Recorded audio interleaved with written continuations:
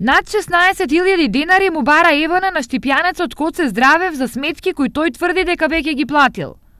Хронологијата на настанот е со датум од декември 2015 година, кога Здравев на шалтер во Евана Штип плаќа 7 за останати сметки во вкупна вредност од 13.160 денари и добива потврда за целосно подмирен долг.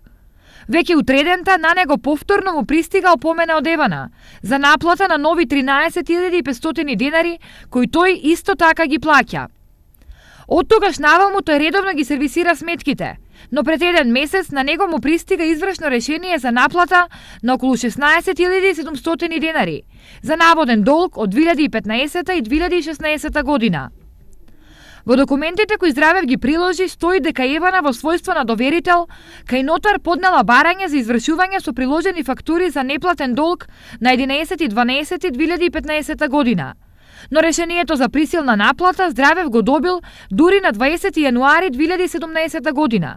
Иако вообичаено таквите решенија нотарите ги прават за не повеќе од 4 до 5 дена. Работеше за 2015 година дека не се платени сметките. Сметките беа ми платени, однесејќи кај нотарката, вика ќе ви да поднесам приговор за тоа дека се поднесени сметки да се реши проблема. Поднесе го приговорот пред 2 дена, доаѓа ми од судо ново дека Евана поврачува и таа сметка дека ја поврачува, а тјаже ми иста за сума како некоја си камата, за што е како е немам поема. Евана пред неколку денови го повлекла решението за наплата на главниот долг, но испраќа ново за наплата на камата која е со сума речиси идентична на долгот. Здравев доскоро бил невработен и семејството преживувало само од скромната работничка плата на сопругата. Долгот кој тој тврди дека го нема е поголем од месечно примање во неговото семејство. Се во ова, тврди Здравев, него и сопругата ги довело во мали души. Јас сум со 2 ватка више прилежани и секој возбуди, секој доаѓа ми качувам го причка, ја више не можем више и да зборам више, што ми причка качер. И жената ми поборена више тие нервози, тие неправдини што се работат тука.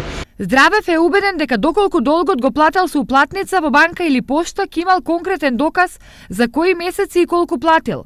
А вака на шалтерот на Евана добил само нејасна потврда за платен долг, во која не е прецизирано за кој период се работи, што остава сомне за постојање можност за повторно побарување на веќе платеното. Ја ги сметките плакаше у Евана. Платеше да ти, мислам на шалтерот у Евана плаќа, ама и да ми испаѓа дека они не си водат доволно евиденцијата и препорачувам на сите, понаши ги плаќа сметките по банките и по поштите него кај нив.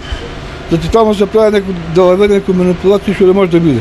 За случајот на Здравев, ТВ Стар побара образложение и од Евана, од каде го добивме следниот одговор. Евана во моментов не е запозната со случајот и сметаме дека е најдобро засегнатото лице да стапи во директен контакт со нас. Коментарите би следувале дури по разговорот со него. Во меѓувреме останува отворено и прашањето: зошто решението за извршување од нотарската канцеларија до Здравев патувало 1 година и 2 месеца?